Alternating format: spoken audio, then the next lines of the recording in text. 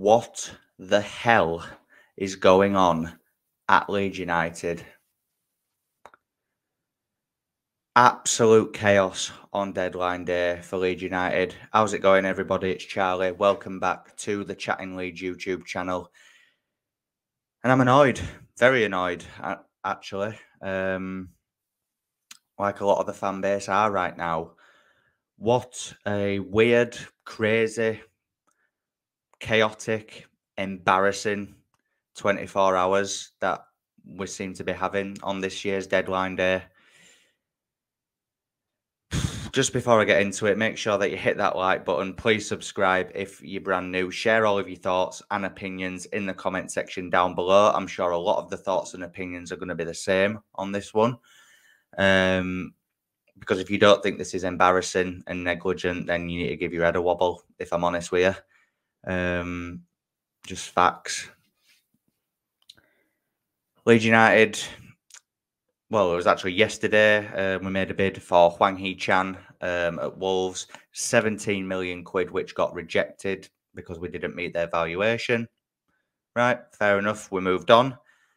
Woke up this morning. I even shared it on my Instagram page. We were in pole position to sign Cody Gakpo from PSV. Nice one. Really excited with that. Then literally, I set off to work, arrived at work, which is about 20 minutes, half an hour drive. Arrived at work, checked Twitter, and that deal was off because he'd agreed to stay at PSV. Right, nice one. But at that point, Dan James was still a Leeds United player, or he was going to be still a Leeds United player past this deadline. Right, sound. Then we find out that we've agreed a deal of 10 million euros for Bamba Dieng from Marseille. Nice one, about 8.5 million quid, whatever you want to call it. Personal terms agreed, 4-year deal, nice one. Then we hear that Dan James is pretty much agreed a loan deal to Fulham. Right, I mean, I can kind of understand why people maybe wanted to keep Dan James as well, but I was kind of in the camp that as long as we brought someone in, I was happy for him to go. I understand why he wants more football, obviously, ahead of the World Cup. He wants to get in the squad for Wales. I completely understand that. So I was prepared to be okay with him leaving if we signed Bamba Dieng. Then we get the here we go from Fabrizio Romano on both deals. Bamba Dieng to Leeds, Dan James to Fulham. Right, that's fine. I'm at work. I'm thinking, right, at least we're signing a striker, you know. And then I get home from work and I check Twitter. And I see that fellow content creator Ollie Ward wrote a tweet out earlier, basically just saying that we need to get behind Bamba Dieng, blah, blah, blah, which, yeah, I think everybody would have been on board with. And Radz answered the tweet, didn't he? This had happened quite a bit earlier, but I only saw it when I got back from work. Basically saying that, yeah, we need to get behind Bamba Dieng, we need to get behind Marsh, you know, blah, blah, blah. Basically, tweeting too early. The player wasn't ours. He'd not even got on his plane to fly to Leeds yet.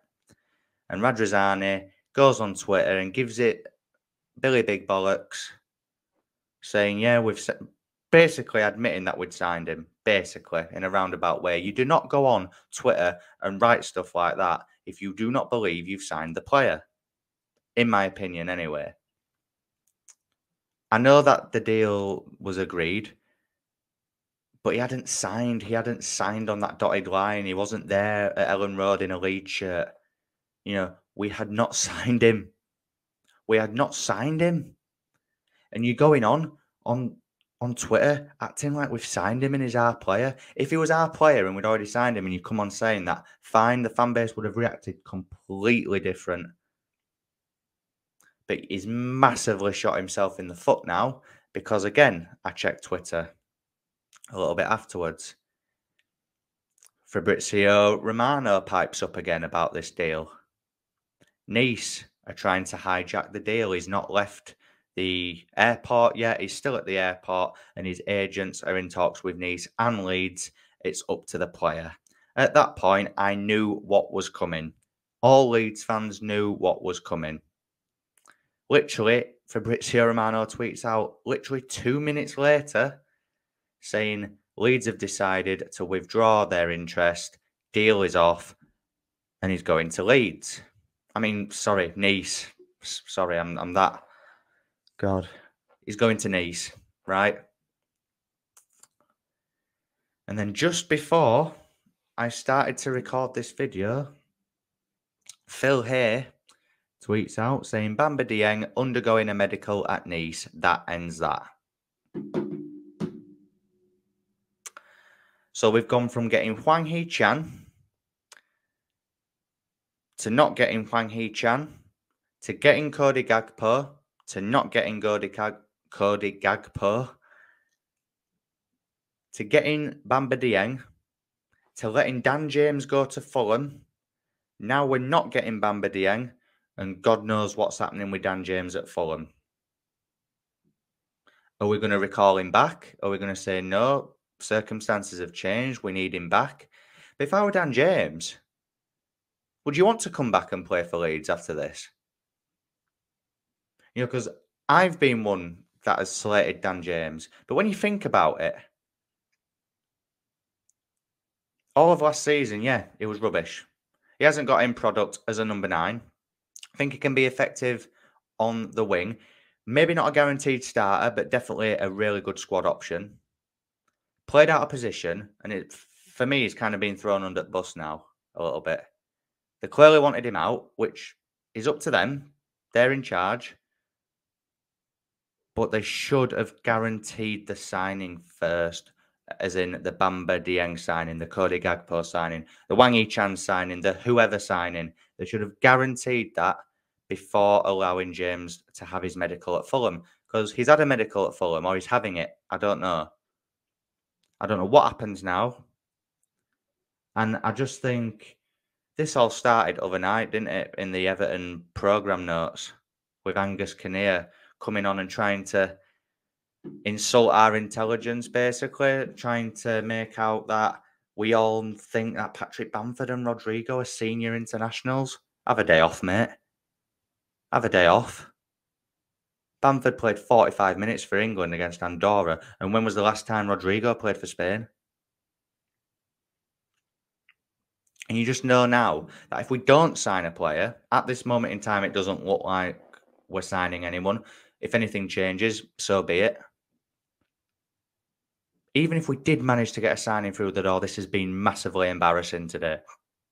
It's not even funny now. It's actually a joke. There'll be other clubs and other fans of other clubs just looking at Leeds now and having a right good laugh. What owner of a football club comes out and tweets that sort of rubbish before the player has signed? And yeah, to flip it on the other side of the coin, and, you know, Radz must have been adamant that we were signing him to write that. And I get why people might defend him in that way. It must have been signed, sealed, delivered in his eyes. But it wasn't official. It wasn't official. Don't get me wrong, he's done wonders for this club. He's bought back Ellen Road. He's brought in Bielsa and got us back to where Leeds United belong. But there's just certain things that are going to irk the fan base, and this is one of them. This is probably... I was watching a bit of the Just Joe football show earlier, and he hit the nail on the head. This is nailed on worse than Don't Go to Bed Just Yet, in my opinion. It's just, honestly, I'm just going through Twitter now as I'm recording. There's no updates. No updates, I don't think. Just looking now.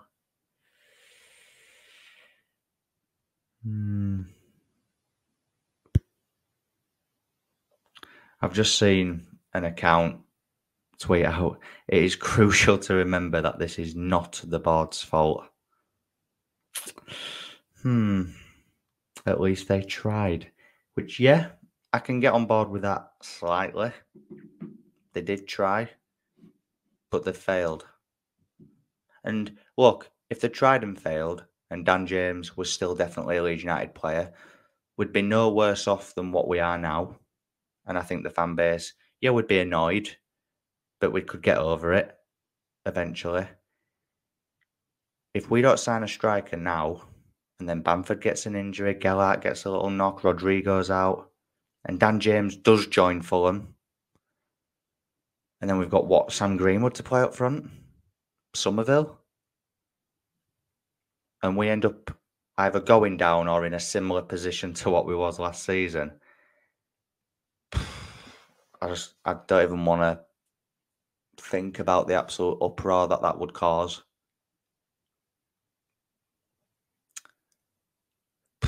I'm just in utter disbelief at what's actually gone on today. If they manage to turn it round and sign a striker by 11 o'clock, fair play to them. But at this rate, that ain't happening, I don't think. Dan James is going to go to Fulham.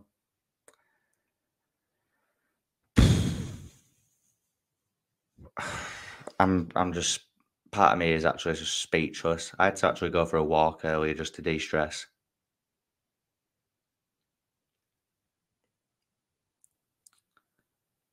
It's just a massive gamble that they've taken. And Radz and Kinnear over the last 2 days have made themselves look stupid, embarrassing, negligent, and just utter crazy. And I'm going to leave it there before I start rambling and ranting even more. If you've enjoyed this video somehow, then please hit that like button. Please subscribe if you're brand new and share all of your thoughts and opinions on this chaotic deadline day in the comment section down below. I was going to do predicted 11 today, but I feel like there's too much other stuff that is happening at the minute. But I will be back with a match preview tomorrow for the Brentford game. So make sure that you tune in for that, and I'll see you in a bit. Cheers.